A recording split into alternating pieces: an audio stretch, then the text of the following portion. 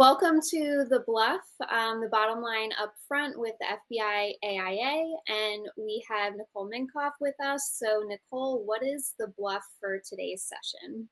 Yeah, thanks for having me. I'm looking forward to this discussion. Today, we're going to dig into some really good topics. We're going to talk about buffer and transition jobs. We're going to talk about career pivots, resume killers, other advice of things that we've experienced and trends I've seen.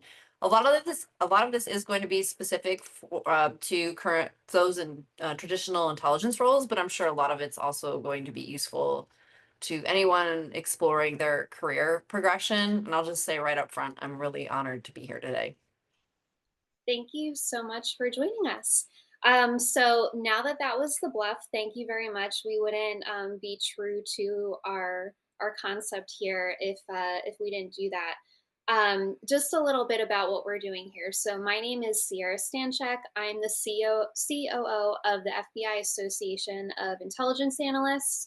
So we are a trade association founded in 2021, and our membership is comprised right now of former FBI intelligence analysts. So our mission is really to uphold and advance the intelligence profession, no matter where you came from, where you work, what you aspire to be. So we do that through telling the FBI intelligence analyst story, connecting other intelligence professionals, providing professional development opportunities, and really just building that wider intelligence network. So I am truly thrilled to kick off this series, The Bluff with the AIA, with Nicole Menkhoff, and I will turn it over to her to do her intro. Yeah. So, yeah, intro me. Let's see. I guess from a professional standpoint, I began my career as an aerospace engineer. I did some work with F-18s and the space shuttle main engine. But after that, I spent more than a decade within the Central Intelligence Agency. And for much of that time, I was an intelligence analyst. Um, After the CIA, I then spent a decade in tech. So you're catching me just as my 10 years in tech has sort of the anniversary has come and gone. Within tech, I held positions in hardware, software, security, including intelligence, threat intelligence, machine learning, AI, robotics, and even automotive spaces. I've been at companies such as Google, Twitter, Apple. Today, though, I own my own business, NFMSO Consulting, where I use my experience and expertise from across my entire career, and I'm just thrilled to be able to do that. Through this consulting business, I offer advisor coaching one-on-one to folks. I also do fractional work as fractional COO or fractional strategy and operations leader.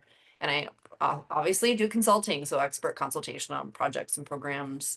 You can learn more at my website, nfmsoc.com. But that's me in a nutshell. Amazing. Thank you so much.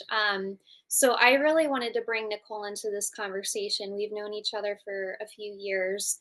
Um, she has such an interesting background. She's spoken to other teams that I'm a part of, and just really provides very well-rounded and thoughtful advice. And so I thought this would be a really good opportunity to lean on Nicole's consulting experience, her keen understanding of intelligence and what intelligence professionals are really going through in terms of evolving their careers. So today's topic is really about how do we view career evolutions as intelligence professionals? What are some of the common pitfalls or challenges that we experience? And then how can we use our intelligence strengths to really help ourselves and help each other overcome a lot of these challenges and really design a career and an iterative space for us to grow and develop that we really love, whether it's an intelligence role or not. So I'm going to kick it off with the first question. You brought up in the bluff buffer jobs, transition jobs. What does that exactly mean? What is a buffer transition job, and do people really need one? Yeah, it's a great question, and I'm happy we're starting there, starting off strong. Let me first just say right up front, speaking pretty candidly, I've found that many in the federal government employees and intelligence professionals believe that they can only get jobs that are closely adjacent or exactly like what they've already been doing. Um, Moreover, there are occasions where they believe they just need to take any job they can get. And I myself, when I was ready to leave the government and the CIA, I did at first think I needed a transition job. So a transition job is something that proves to yourself or to others that you're capable to have impact in the private sector. Something that is similar to what I was already doing, just in the private sector. Um, and to be quite honest, for me, it was honestly also less than what I actually wanted to do, what I knew I was capable of, but I thought I needed to do that. So transition jobs and buffer jobs are within that sort of general frame. But I can tell you based off of my own experience and my experience from the past 10 years, hiring as in tech, mentoring, coaching, observing across companies and industries, I can tell you without a doubt, you do not need a transition job. You do not need a buffer job. Now, you may want one for certain reasons, and that's okay, but you don't necessarily need one.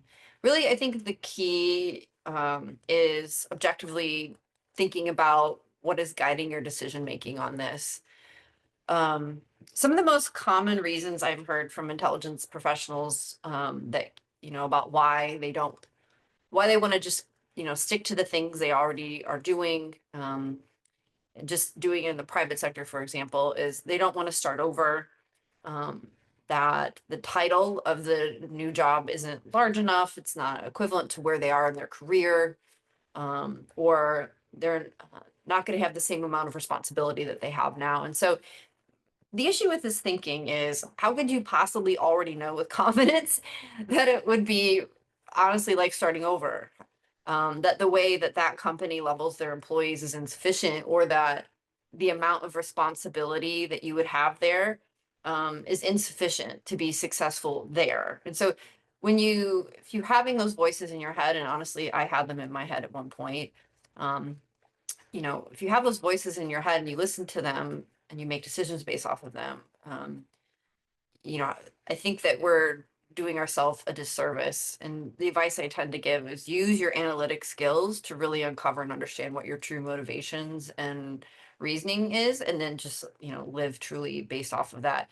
The other thing I'll note is, being uncomfortable, like nervous or like unsure, that's not a sign that you're doing something wrong. It just means that you're doing something new. But in general, so that's, transition buffer jobs. I like that we started off there because it's a hot topic.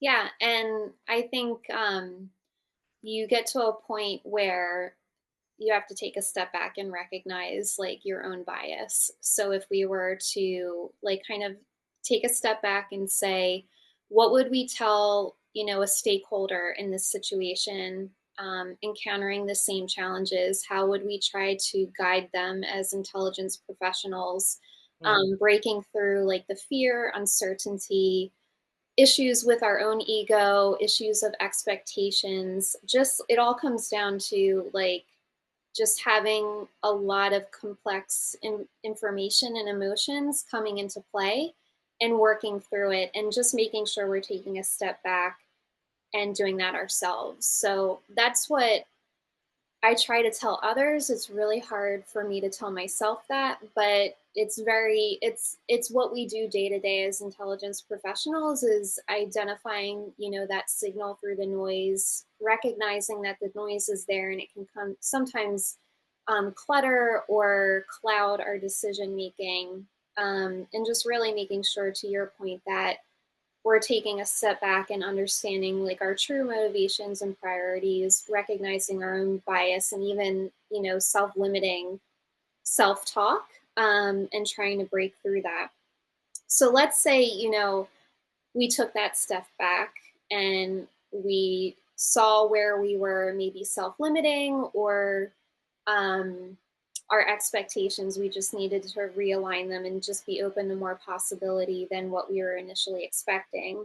So we go through that process and we keep landing on the decision of our next step not being a buffer job or not treating it like a buffer job or a non-transition job, what do we do next after that? Yeah. Yeah, I think if you decide you want to go after something that's slightly farther away from what you've been doing, what I've found is most helpful is to look for jobs aligned with skills you enjoy using. Um, and then also exploring employers that drive causes you care about, that make products you love, or have a brand that you feel connected to. So that same mission focus that makes us excellent in our current roles as intelligence professionals, it keeps you energized. You can harness that in a slightly different form through passion or things you're excited about. The mission focus is distinctly, I think, separate from being passion focused, but there is a similar amount of energy that you can sort of harness and sort of lean into, if that makes sense. I also think it's really important to find and talk to people that are already working in the space that you're curious about.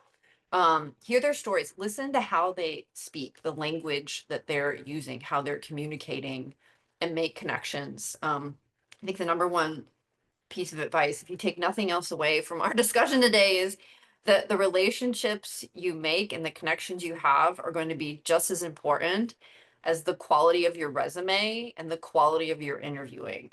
Um, so you got to put yourself out there to build connections.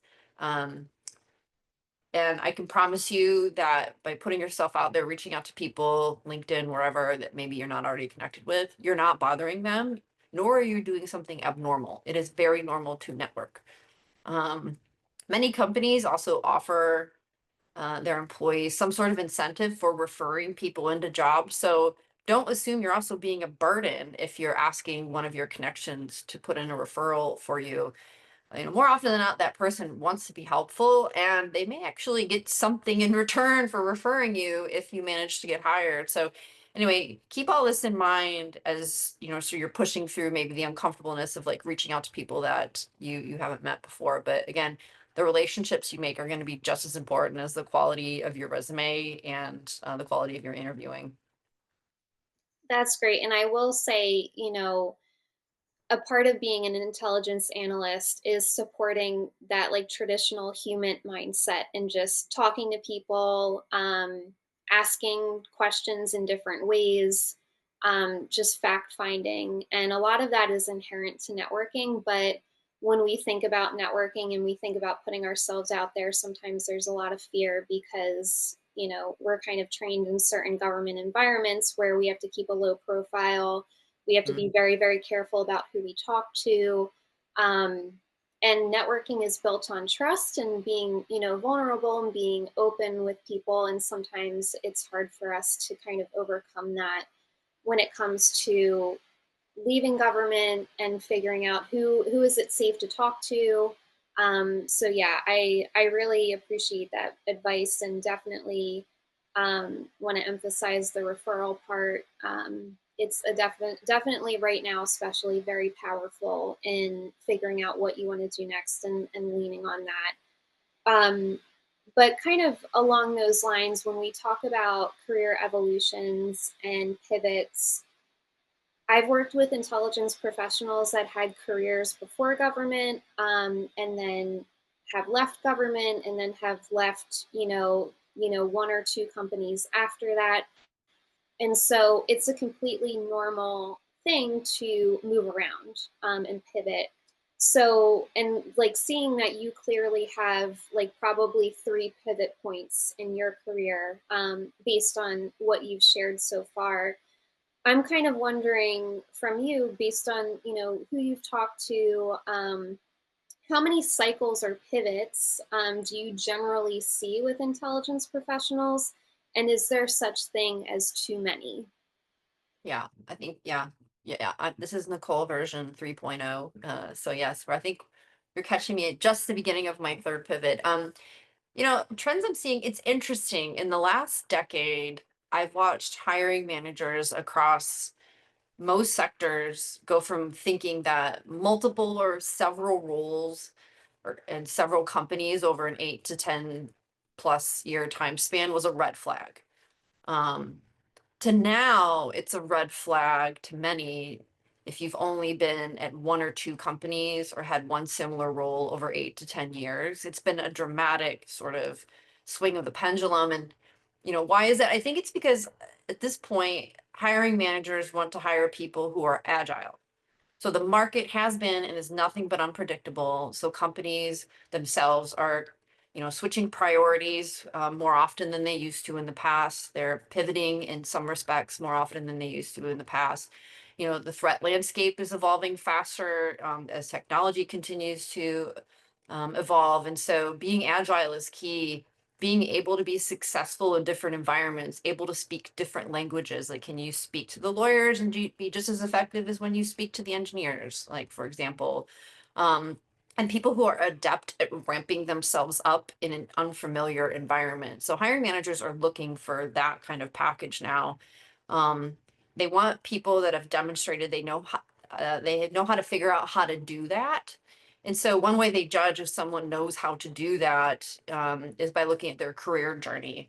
And I think many hiring managers are also now seeing that multiple roles in companies inherently provides like a broader and deeper breadth of experience that people can pull from when they're problem solving. So it can really aid in effective problem solving.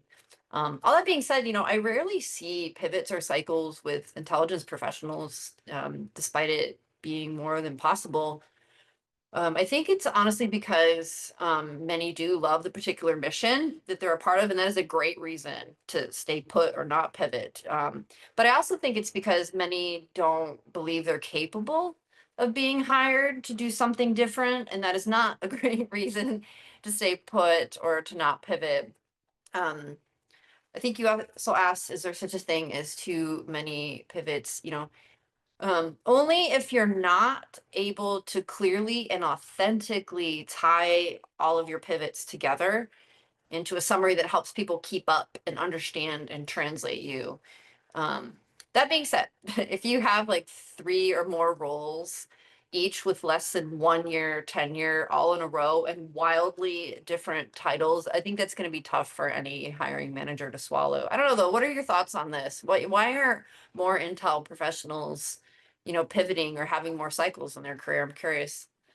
Yeah, I think like from my perspective, I think we actually do have a lot more pivots. They're just not as apparent to us. And so if you think about I think what's really unique about intelligence analysts in the FBI, and I'm sure the case like the same thing with the agency, but like you're dropped into this position, you might be assigned to one specific program or one specific location, but there is some movement within your tenure within that whole of organization. So for me, like my experience, I worked for four different divisions. I had two, actually three official job titles. Those were all pivots, and it was like pivoting within the same organization felt like iterating. And I think if we kind of look at that and say, okay, if we pull all that experience out, you know, how did we kind of stretch our responsibilities or reframe our responsibilities? And what would that have looked like outside of the government context? Because it probably would have looked like a really rich career pivot. But because we were within the same organization or we thought we were like still doing intelligence, we didn't view it that way. So I think like that's part of it. But to your point earlier, I think for many people, they stay in the field because they love it, they love the mission, and there's aspirations to do different things within the intelligence community. But what's really interesting now is seeing an opportunity for people to watch as the intelligence space outside of government really grows. So it's grown significantly in academia, it's grown significantly in the consulting space, and even just standalone intelligence programs within organizations, or even organizations dedicated to procuring or developing private sector intelligence. So it's a really exciting time to see this growth. And knowing that there's a lot of opportunities for people to pivot into that space. So, kind of with the current environment and keeping that, positive spin on it, like there's opportunities here, the space is growing. It's There's more entry points in my opinion now than there were previously, even if those entry points don't have an intelligence sign above the door. It's still a really good way for us to pivot in.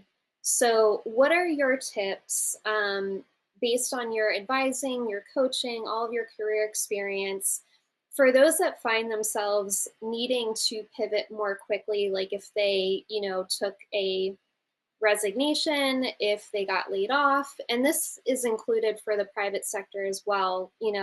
What do people do if they need to pivot quickly, as an intelligence professional, and even unexpectedly?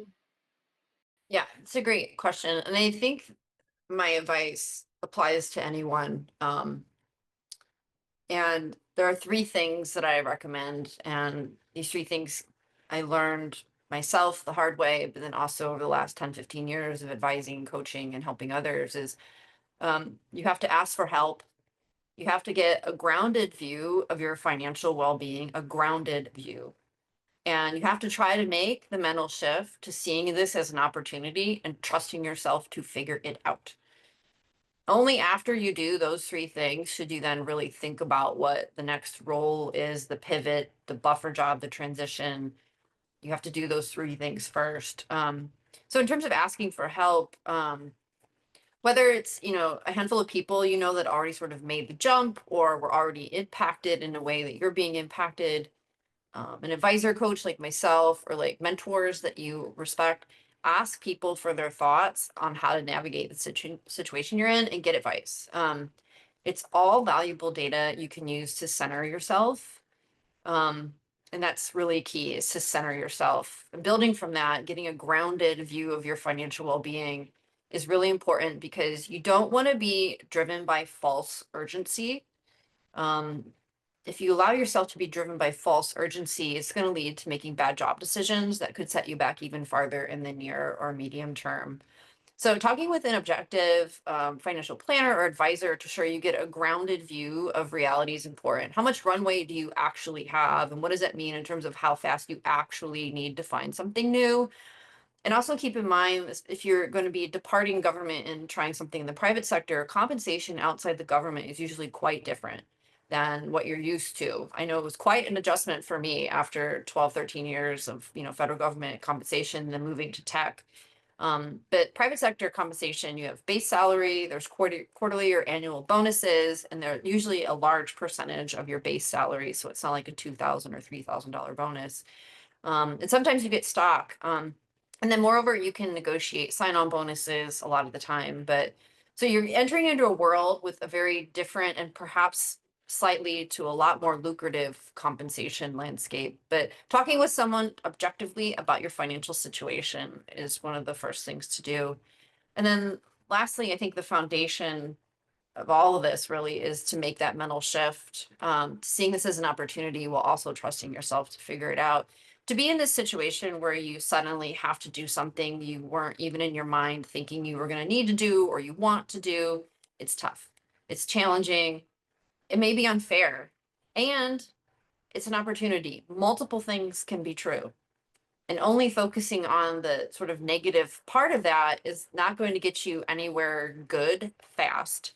I think we all know that fight, flight, or freeze brain is just not as wise. So we don't want to make decisions from that place. But you can be wise despite the situation. That is how you win. I think you win by choosing to operate like it's an opportunity. Even if you're not sure you totally believe it, if you choose to operate like it's an opportunity, I think that can take you a long way. Is there anything else you would recommend here, though? Yeah, I mean, I think your points about being realistic and practical are really key. And I think for me, it's looking at, what do I need? What does my family need right now? What do I want right now? Versus what does that look like with a 6 month lead time, 12-month, 18-month? And that's finances, that's logistics, scheduling, other resources, if there's other things happening. Um, so I think like really being practical with yourself and understanding like, okay, if I'm going to operate in this reality right now, what's the plan? What do I need? How does that compare to what I want, my professional development, my career aspirations? And if that's, something that I need to spend more time on, what can I do right now to like just work through this period of uncertainty and try to get to a place where I feel more secure and stable to start making more deliberate decisions. And that might come in the form of, educational opportunities, things that we normally wouldn't consider, things that we thought were off the table. They might actually be within reach. It just might require a little bit of planning. I would also say like it's time to be creative.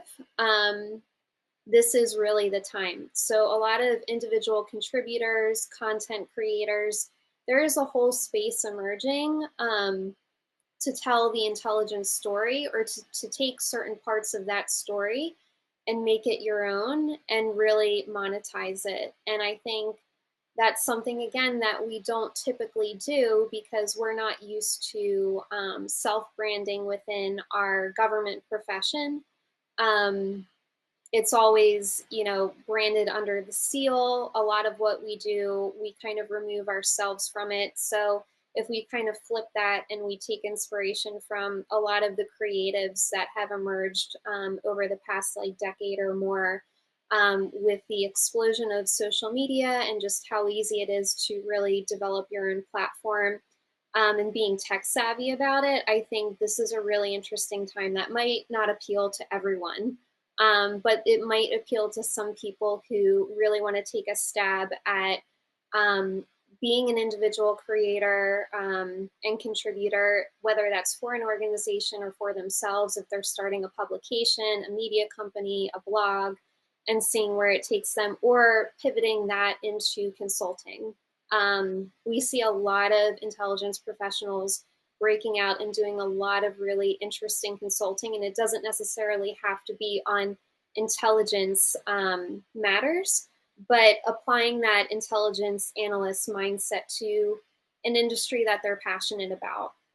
Um, my last piece of advice for that would be just take the leap. If you feel that nudge and you're hesitant, I would say whatever that leap is, um, get to a place where you just take it. Keep the decision make the best decision for yourself when you have control over it. Don't try not to allow yourself to be pushed into a decision. If you're there on the edge, just be the one to take the leap. Whatever that looks like for you, it means very different things to different people.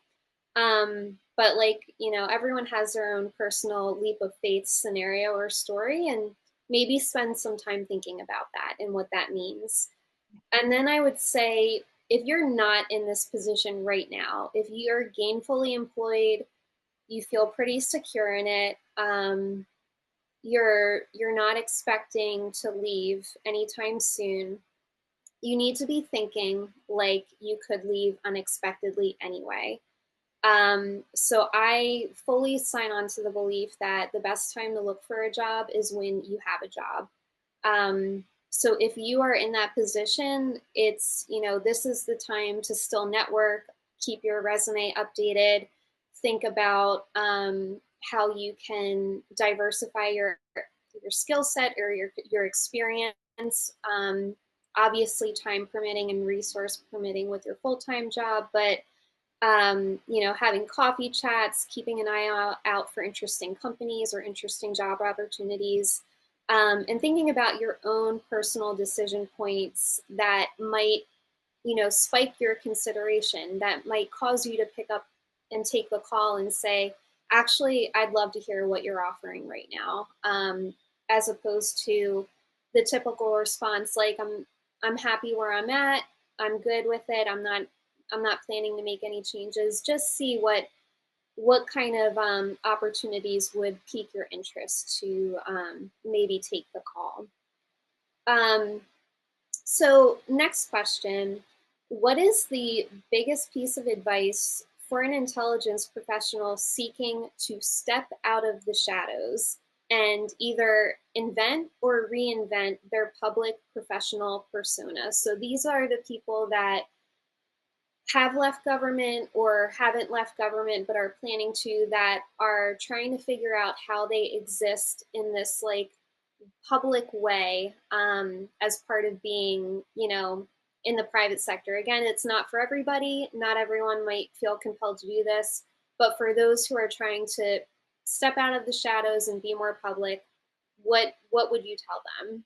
Yeah, I love this question, including because admittedly, it's been a journey for me too. We are used to hiding in plain sight and we are comfortable there. I know I am.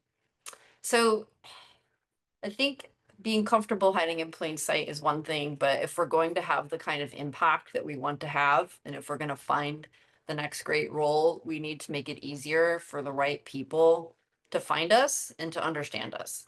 So this means having some sort of online presence. For better or for worse, LinkedIn is pretty much required at this point. Um, every hiring manager and recruiter goes there first or second.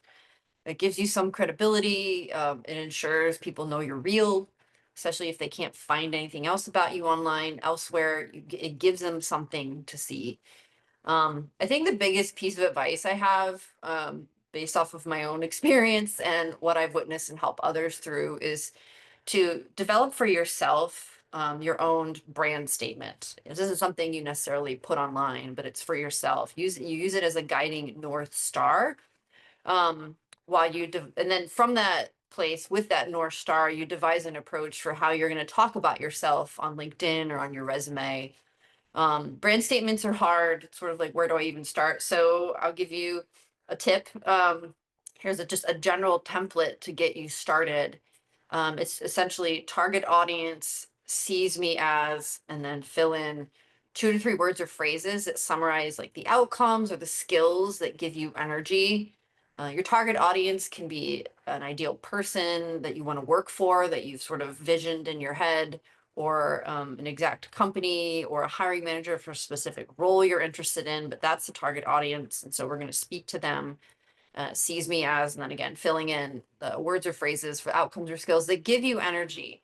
It's important, especially if you're transitioning out of government, to really focus on the things that you enjoy doing, not just the things you're great at and can do, but the things you enjoy. That's going to help you push through the tough part of learning a new industry or learning a new company or a new language or a new way of working. But yeah, so in general, give yourself an internal North Star, and then from there, you can figure out the best way to talk about yourself. I'm going to put you on the spot, but do you have like an example of what you've personally used as a brand statement? When I left the agency, I learned a lot of things the hard way. I didn't have something like this, so it felt like everything was possible, and therefore there was no focus. And so this was learned the hard way, if that makes sense. So I can't share what I had back then because I didn't have one. I just knew that I was ready for a change. Um, but I could make something up on the fly. Let's say your target audience is you want to get some sort of trust and safety job.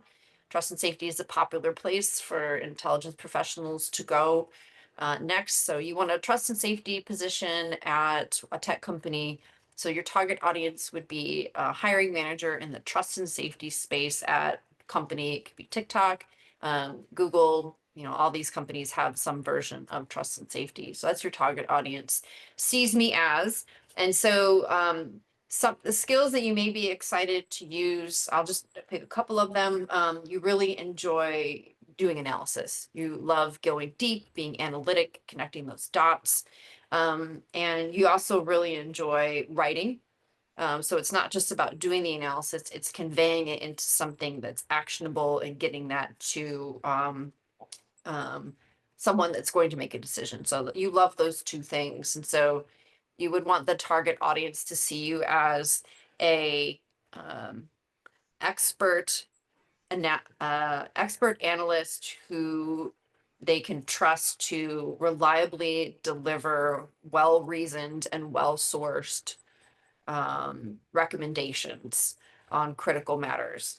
And so now that you have that kind of statement to guide you, it's a little easier to then go through your resume and think about, well, how do I sort of take that package and make it show up in various places. It's authentic to you. It involves the things that you're great at, and it helps you stay focused on speaking to the audience that you care about most. But I don't know. Thanks for putting me on the spot. Yeah, I'm sorry about that. I did not give you a heads up that I was going to No, do that, so I all right. I appreciate apologize. it. But, no, I love that, and, speaking of resumes and hiring managers, you mentioned earlier talking about resume killers, so, like, what are those resume killers, that you found over the years based on your experience changing roles, your experience as well as the hiring manager, and also everything that you've been doing from the advising and coaching side, actively pursuing new roles? Yeah, yeah. So I'll boil it down, bluff. The three things that former and current intelligence professionals sort of do in their resumes that harm their chances of being considered or interviewed are little to no detail in the professional history entries, no translation focused initial narrative at the top of your resume or your LinkedIn, and that no indication that you're a whole person. So, what I mean by these three, so little to no details in the professional history. I get it, it's hard, the work is classified. I can't say anything. Yes, you can. You can not confidently rely on a recruiter or a hiring manager to translate you or fill that blank in accurately. They're not going to. So you're doing yourself a disservice. You have to figure it out and you have to translate for them. I think the useful way to do that is to focus on the overarching what and the foundational how instead of specific who, where, why, numbers. We don't need any of that. And that's probably the classified part anyway. Um, Examples of this, like of the overarching what and the foundational how, it could look like produced insight and data driven recommendations on priority national security topics for decision makers and policymakers using an agile, collaborative, and systems thinking approach. So they have a sense of what your role was at a high level and how you accomplished it. So the what and the how. Um, in terms of no translation focus initial narrative on the top of your resume or LinkedIn, again, you have to translate yourself. And in many ways, that sort of opening section of your resume and LinkedIn is the key. What doesn't work is to simply summarize what you did in the past. Don't summarize your resume. That's not a translation, that's a summary. It's missing the essence of who you are in a way that translates to other people your past work so they know how you're going to show up and apply it in the new situation. So treat that instead as a bluff with additional key context that is necessary for them to sort of keep up and specifically see you as a fit for their role. In other words, tell them exactly what you want them to take away from the review of your resume. Think about what do you want them to think about you and know about you. Write that down.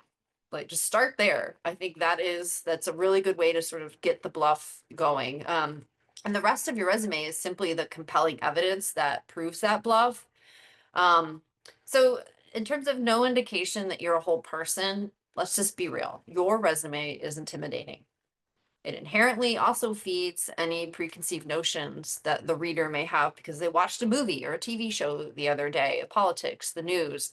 We have to understand that about our backgrounds and our resumes, and we have to do the work to break through those barriers to show that we're whole people. There's two things you can do. They're subtle that can really help with that. First, at the end of that beginning paragraph, your bluff, add a sentence that summarizes what you like to do in your spare time or things you're passionate about. This will humanize you. Um, for example, at the end of mine, I say in her spare time, she loves to experience and play music, as well as run, study geology, and travel. Instantly, I become a human. I also add in there things I'm passionate about, where I volunteer, things, causes I care about. So you can do that as well. The second thing you can do to sort of make your resume and you more approachable and show up as a whole person is to look at your verb choices throughout your resume.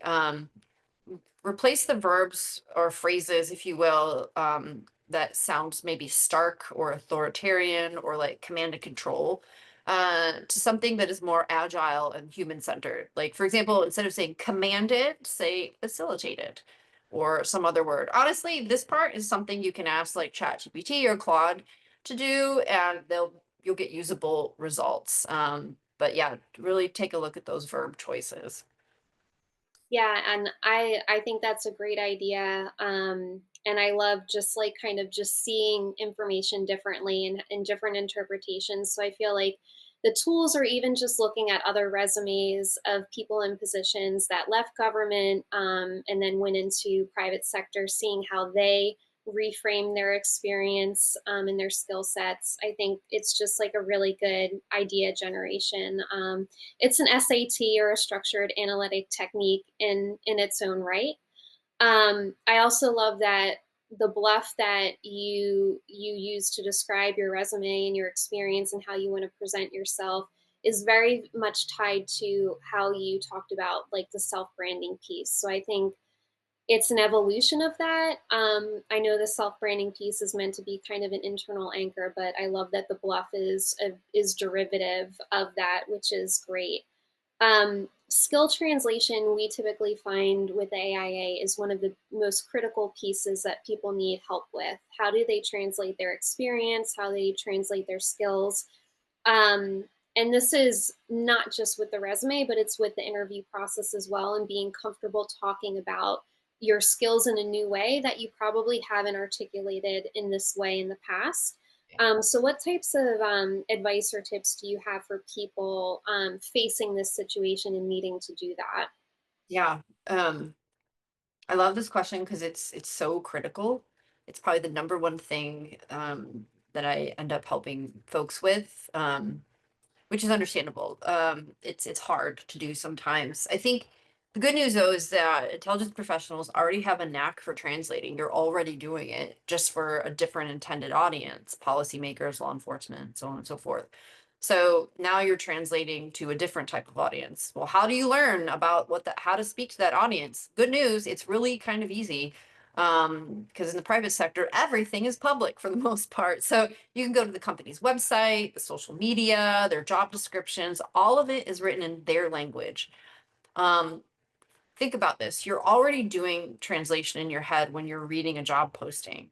In your mind, you're like, oh, I've done that, I've done that. So you know how you've done a version of what it is they're saying in their words. So you're already doing the translating. The key is you now need to do that in reverse and get it out of your head for them. They don't know how to translate you, even if you already know instinctively how you're translating them. So step one is, get it out of your head and sanitize it. Focus on that high level what, that foundational how, VTRL, just get it out of you. And then once it's out of you, you can analyze it and get it to where it needs to be. You can go through and tweak the way you describe things to align with the word choices, the verb choices, the vibes, if you will, that are consistent in the company's website, social media, and job description.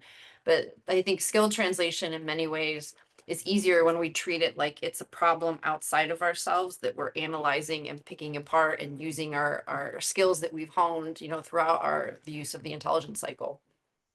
So that's a perfect segue to our next and final question before we move on.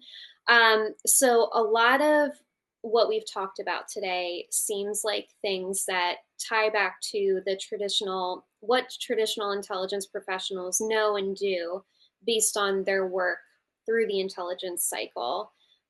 It's just a different context, it's a different mindset, but it's the same skills and it's the same problems, but different people, different scenarios. What, like, how does that resonate with you? What have you seen in that regard? Yeah. Honestly, the number one surprise I had when I left government and went to private sector is how much actually is transferable. The majority of what you know how to do is transferable. It just doesn't seem that way when you're looking at it from within inside, the government or what you've been doing. But I can trust me, the majority of what you're doing is transferable. It's gonna look a little different in how you do it, but it's still the same underlying foundational skills. Like all source analysis. This is great, especially when you're looking for new jobs, assessing what skills you're great at and, what you enjoy using, assessing which companies you could be excited to work for. what's important to highlight in your resume and to speak about in an interview. We're really great at deciding which evidence is the most compelling. So, which story, which case study, which example is the most compelling for this target audience? We're great at that skill already. And so we get to lean into that. Writing evidence supported bluffs, it's perfect for your resume and for LinkedIn and for interview discussions. We are the best at interviewing, and I found this because we know how to bluff, detail, bluff. Like we already know how to succinctly answer a question, and we get to lean into that. We know how to communicate in tailored ways for an audience. We know how to use collaboration to our benefit. This is important when you're making and building new connections. We already have those skills that we've honed when working, across agencies and other divisions, and now we're just going to apply that in a different type of way. It also works well when you're incorporating feedback in your resume. But I'm curious, what else comes to mind for you on this? I'd love to hear your answer. Yeah, I mean, the way that you described it, like I heard the collection process, the planning and direction process, the dissemination and feedback. I'll probably do a companion blog post to deep dive into what that actually looks like Nice. phase by phase and how that translates within like the interview process. But yeah, I think that's great. And I think especially like from the human perspective, like we've dealt with it, we've dealt with collection requirements and priorities, like let's just refocus those and recontextualize those to a different audience, even for ourselves, and figuring out what we want, what are our priorities, what are our requirements. So I think that's really interesting. And I do have one final question. Can you share a time when a career evolution did not feel like it at the time, but looking back, you now can see that it was a pivotal moment for you? Yeah, this is a good one to end on. I think it's when I chose to move from the substantive sort of front lines, if you will, to a support function. So I went from being a fairly senior leader at the front lines of work to a role as a leader of an organization that was more so a supporting function. At the time, my motivation simply was to try something new, expand my aperture in an area I was excited about. But I did have strong hesitations, though, given the way many talk about how an act like support is sort of less than.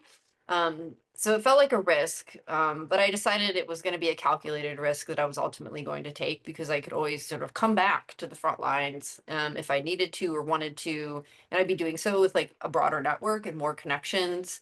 We all know how important connections are for getting things done. But looking back now, that was really a pivotal moment. It ended up being a rewarding path. I then followed for almost a decade out of the agency into tech and out of Intel. And so I didn't know it at the time. It wasn't my grand plan. It just sort of happened that way. And so, yeah, I love this question because it's nice to think about that I did that for myself back then. What about you? I'd love to hear your answer. Yeah, I think I've had, if I look back on it, it would be like several different events, but I think like the common tie for them was I was trying to like um reclaim my path forward without really knowing it. And so that may have looked like switching to a different role, a lot of lateral movement. I'm definitely of the camp that your career is a jungle gym. It's not a ladder. It's not just straight up, it's going to be all around. So lateral movements, getting another degree and just trying to diversify my experience. Looking back, there was a moment where those decisions were an expression of me just maybe having a frustration or just feeling stagnant and saying, okay, I really need to change it up and do something different. But I love what you shared because I hear the same thing from a lot of people that are in an intelligence role and then go into something like management or HR, and they see a whole new world where they can apply their skill sets, and still be helping people, but helping in a different context. So yeah, thank you so much for sharing that. That was the last question I have. Thank you so much for joining us today. It's been a real honor, given all that's going on, right now for folks in this space. I just really hope that what we said today was helpful. Um, do your best to stay grounded and know that you're going to be able to figure things out. You've gotten this far figuring things out. You're going to get through this too.